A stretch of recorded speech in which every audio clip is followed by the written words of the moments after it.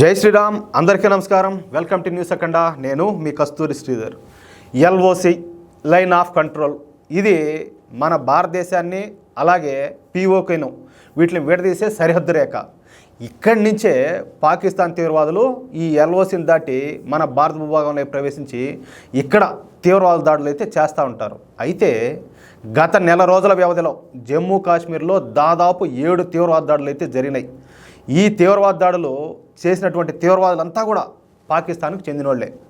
వీళ్ళు ఏంటంటే ఈ పిఓకే నుంచి ఎల్ఓసిని దాటి భారత్ భూభాగంలో ప్రవేశించి ఈ తీవ్రవాద దాడులను అయితే చేస్తూ ఉన్నారు. అయితే ఈ ఒక్క నెలలోనే ఏకంగా 7 సార్లు పాకిస్తాన్ నుండి వచ్చేటువంటి తీవ్రవాదులు దాడులు చేయడంతో ఇక భారత ఆర్మీ హై అలర్ట్ ప్రకటించింది.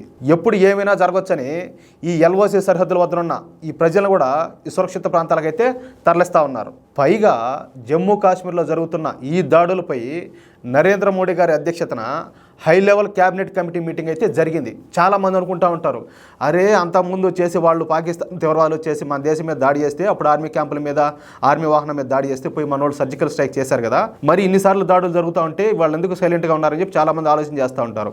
మీకు ఈ న్యూస్ ద్వారా కొంచెం మీకు క్లారిటీ ఇచ్చే ప్రయత్నం నేను చేస్తాను తప్పకుండా. సహజంగా ఏదైనా high level cabinet committee meeting జరిగినప్పుడు ఆ మీటింగ్లో చర్చించిన అంశాలను కొన్నింటినైనా మీడియాకు తెలియజేస్తారు. కానీ ఈసారి జరిగినటువంటి high level cabinet committee meeting వివరాలను కేంద్ర ప్రభుత్వం అస్సలు బయట పెట్టల. దీంతో ఇక పాకిస్తాన్కు ఏదో జరగబోతుంది, వీళ్ళు ఇండియా వాళ్ళు ఏదో చేయబోతున్నారని చెప్పేసి వాళ్ళకి అర్థమైనట్లున్నది. ఇక వెంటనే పాకిస్తాన్ ఆర్మీ ఎల్ఓసి సరిహద్దుల పొడవున హై అలర్ట్ ప్రకటించారు. వాళ్ళు కూడా ముఖ్యంగా ఈ పూంచు రాజౌరి సెక్టార్ల వద్ద వందల సంఖ్యలో పాకిస్తాన్ సైన్యాన్ని అయితే మోహరించిందంట. అంతేకాకుండా పెద్ద ఎత్తున ఈ మోటార్లు, ఈ రాకెట్ లాంచర్లు, అట్లాగే ఆర్టిలరీ గన్స్ను వీటిలన్నింటిలో కూడా సిద్ధం చేస్తానంట పాకిస్తాను. ఇక ఎల్ఓసి పొడవున పెద్ద ఎత్తున పాకిస్తాన్ ఆర్మీ మిలిటరీ వాహనాల్లో పెట్రోలింగ్ కూడా చేస్తూ ఉన్నారు. అయితే భారత్ మాత్రం గుంభనంగా ఉన్నదంటే అన్నీ తెలిసి కూడా అట్లా అన్నీ గమనిస్తూ ఉందన్నమాట. కానీ ఏం చేయబోతున్నారో వీళ్ళైతే తెలియడంలే, భారత్ ఏం చేయబోతుందో తెలియడంలే. సూటిగా చెప్పాలంటే తుఫాన్ వచ్చే ముందు ప్రశాంతంగా ఉంటుంది కదా, ఆ విధంగా ఉన్నది ఇప్పుడు భారత్ వ్యవహరించే తీరు. అయితే ఏ క్షణంలోనైనా ఏదైనా జరగవచ్చు అని చెప్పేసి విశ్లేషకులు అయితే భావిస్తూ ఉన్నారు. అది విషయం.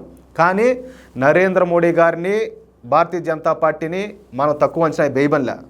వాళ్ళు సైలెంట్గా ఉన్నారంటే సునామీ ఏదో రాబోతుంది పాకిస్తాన్ మీదకి అనేది స్పష్టంగా అర్థమవుతుంది. అది ఏ క్షణంలోనైనా కూడా ఆ సునామీ పాకిస్తాన్ అయితే ముంచెత్తచ్చు, దీంట్లో అయితే డౌటే లే.